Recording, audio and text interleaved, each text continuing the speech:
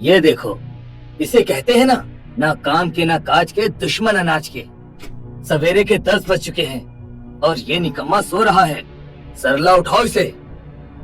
सरला बाल्टी भर के पानी लाती है और अपने बेटे रोहन के ऊपर डाल देती है। अरे कौन है? तेरी माँ हूँ निकम्मे। सवेरे के 10 बज चुके हैं और तू मनहूस की तरह पड़ा हुआ है। अरे जाकर कुछ काम वाम भी करेगा या हमारे बुढ़ापे तक हम पर यूं ही बोझ बना रहेगा। मम्मी, आप तो चैन से सोने भी नहीं देती हो। अरे कामचोर, तेरी उम्र के लड़के अपने माता पिता का सहारा बन गए हैं और तू एक नंबर का नाकार और निकम्मा है, जो जवान होने के बाद भी अपने बूढ़े माता पिता पर बोझ बना हुआ है। अरे अब तो कहीं काम करके हमारा सहारा बन निकम्मे। चल उठ और जाकर कुएं से पानी भर के ला। ठीक है माँ।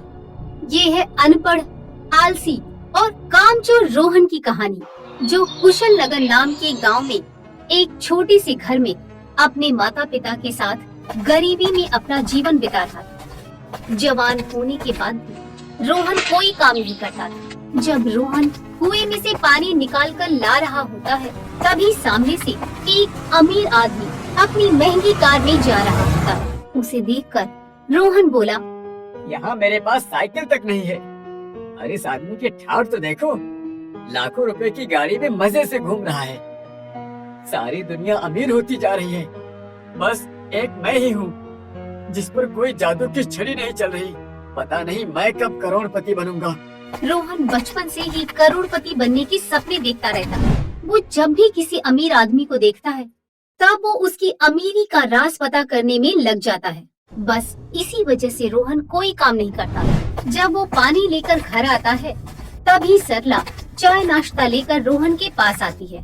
ये ले ठूस ले, भुक्कड़ कहीं का, जहरीली नाक की तरफ फन फैलाए हम पर बोझ बनकर बैठा हुआ है। अरे निकम्मे, आप तो जाकर कोई काम धंधा कर। कब तक अपनी जवानी आवारागर्दी में बर्बाद करता रहेगा?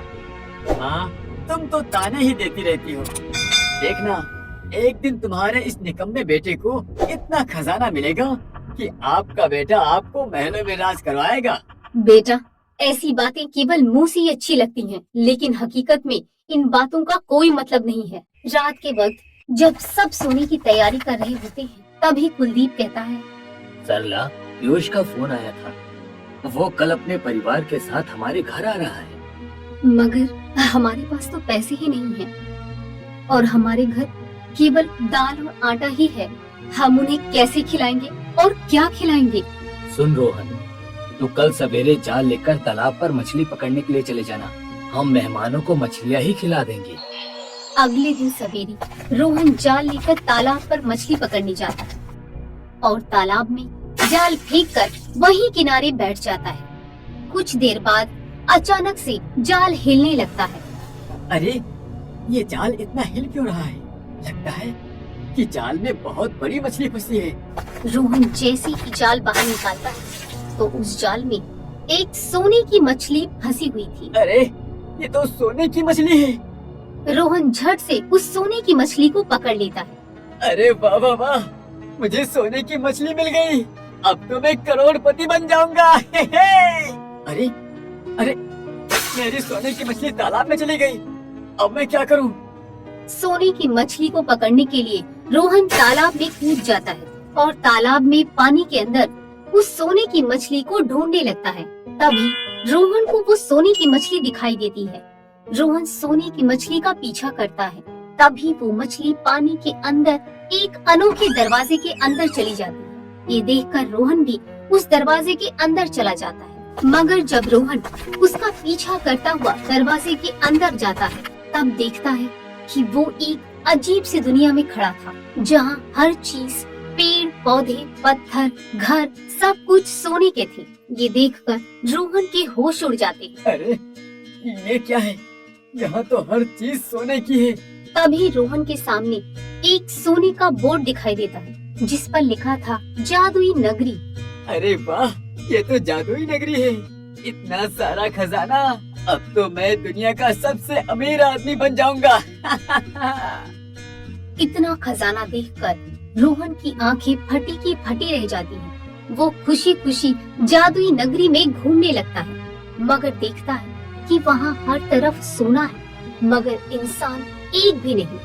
यहाँ की हर चीज सोने की है, पर यहाँ एक भी इंसान दिखाई नहीं दे रहा है। क्या इस नगरी में कोई इंसान नहीं रहता? तभी दूर सामने रोहन को एक छोटी सी झोपड़ी दिखाई देती। ये तो आम घर की तरह है, शायद यहाँ कोई रहता होगा। रोहन उस झोपड़ी के अंदर जाता है तो अंदर एक बूढ़ी महिला बैठी थी।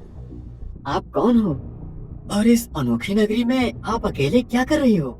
मेरा नाम रूपा है। मैं 200 साल से इसी नगरी में हूँ। पर तुम कौन हो बेटा? और तुम इस नगरी में कैसे आए? तुम्हें यहाँ नहीं आना चाहिए था। क्यों? ऐसा क्या है इस नगरी में? ये नगरी एक जादुई नगरी है। यहाँ हर चीज सोने की है। यहाँ केवल वही इंसान आ सकता है जो हमेशा अमीर बनने के सपने देखता है। शायद तुम भी अमीर बनने के सपने देखते होंगे। आहा, लेकिन इस नगरी में कोई इंसान क्यों नहीं है? इस नगरी में इंसानों का आना मना है। यहाँ कोई जीवित नहीं रहता क्योंकि यहाँ खाने के लिए कुछ भी नहीं है और न ही पीने को पानी है। अब तुम भी यहाँ भूखी रहकर मर जाओगे और फिर मुझे हर इंसान की तरह तुम्हारी लाश को भी यहाँ की खूंखार चीज को ले जाकर देना होगा और वो तुम्हें खा जाएगी। खूंखार? खूंखार? हाँ, वो सामने गुफा देख रहे हो ना, उसी में वो खूंखार चीज रहती है।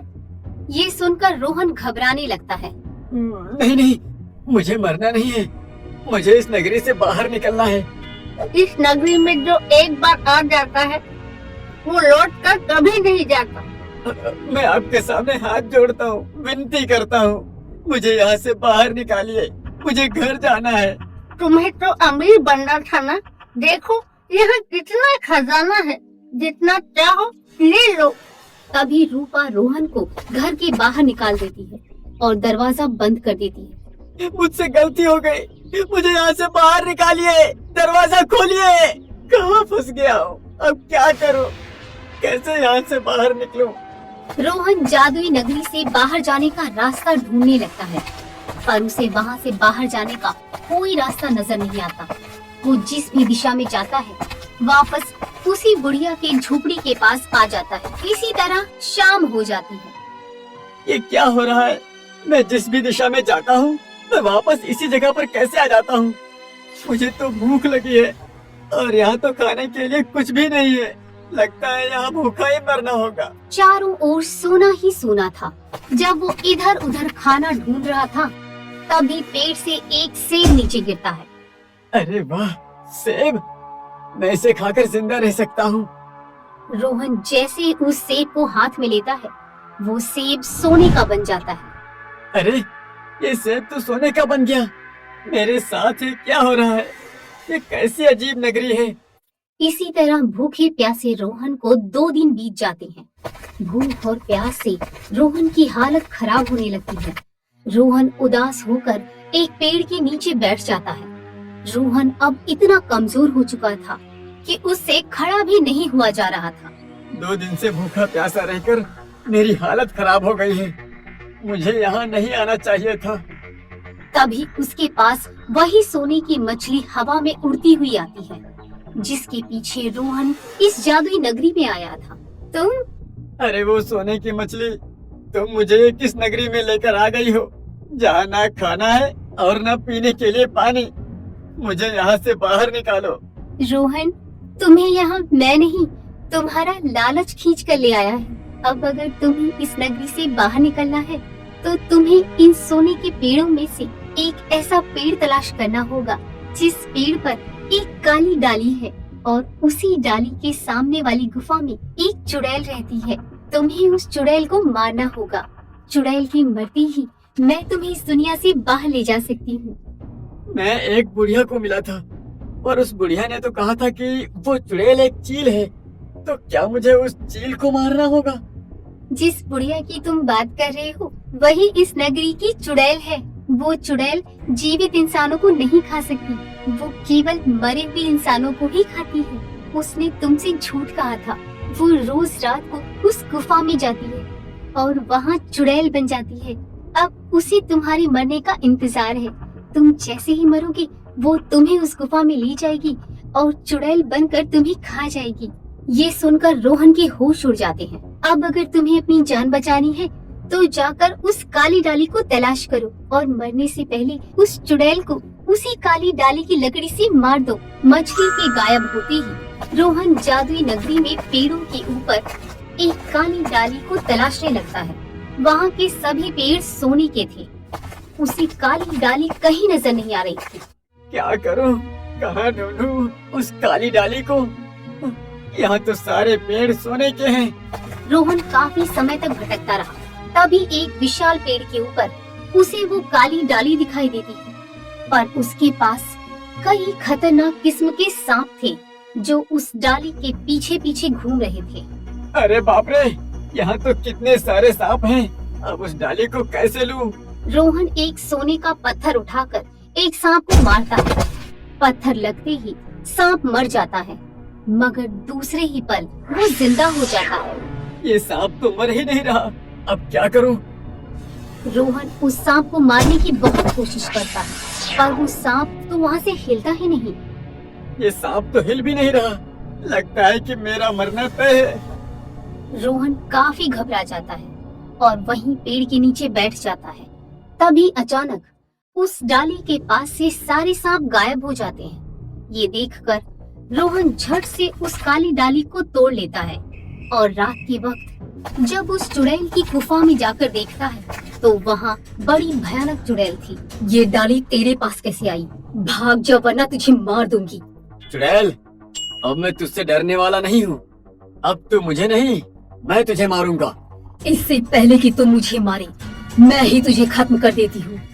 फिर चुड़ैल रोहन पर हमला कर देती है, मगर रोहन काफी सतर्क था।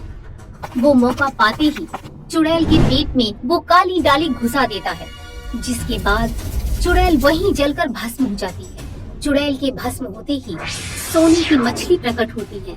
रोहन, आओ मैं तुम्हें तुम्हारी दुनिया में वापस ले जाती हूँ। रोहन, अब तुम इस पत्थर के साथ तेजी से टकराओ।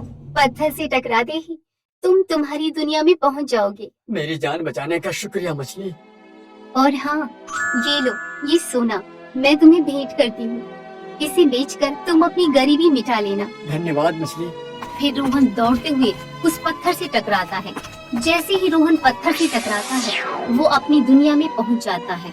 फिर घर जाकर अपने माता पिता को सारी बात बताता है। जवानी में काम चोरी करने के लिए उनसे माफी भी मांगता है। फिर सोना बेचकर बड़ा बिजनेस करके अपने माता पिता का पालन पोषण करता है।